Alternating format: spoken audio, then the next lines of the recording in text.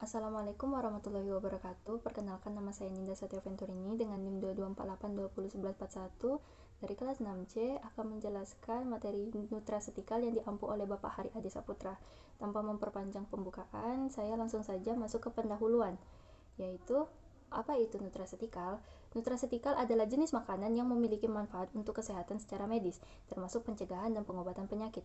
Istilah ini diperkenalkan di akhir tahun 1980-an oleh Stephen DeVries, MD, pendiri dan ketua Foundation of Innovation in Medicine. Para peneliti menemukan ratusan senyawa yang memiliki fungsi kesehatan bagi tubuh sebagai temuan baru di bidang fitokimia, zat kimia tanaman non-nutritif yang memiliki hasil perlindungan atau hasil pencegah penyakit di dalam makanan. Faktor yang mempengaruhi kerja nutrasetikal yakni variabilitas dosis, kompleksitas kimia makanan, sinergi antagonisme, dan interaksi. Nutrasetikal di era postgenomik, genomika fungsional sangat membantu dalam penelitian nutrasetikal dalam menjabarkan profil ekspresi gen secara global yang diinduksi oleh zat kimia dalam makanan sehingga memberikan gambaran mekanisme zat tersebut.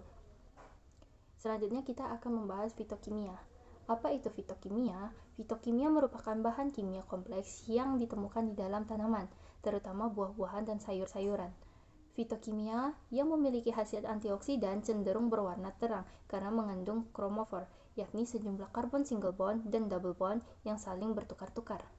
Selanjutnya kita akan membahas macam-macam karotenoid, yaitu yang pertama B-karoten dan A-karoten.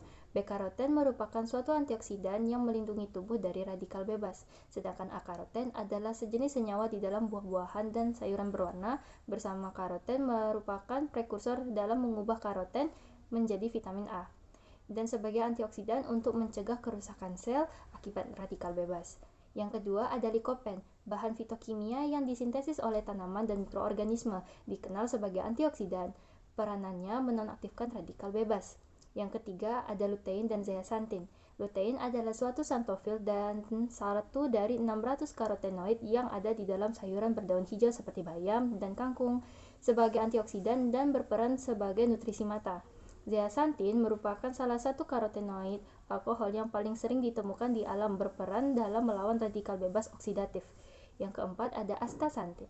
Astaxanthin tidak ubah menjadi vitamin A di dalam tubuh manusia, digunakan untuk membantu mengatasi penyakit degenerasi manula, nyeri otot, rheumatoid arthritis, kulit keriput, dan kerusakan kulit akibat paparan sinar ultraviolet. Selanjutnya kita akan membahas terapi dengan antioksidan.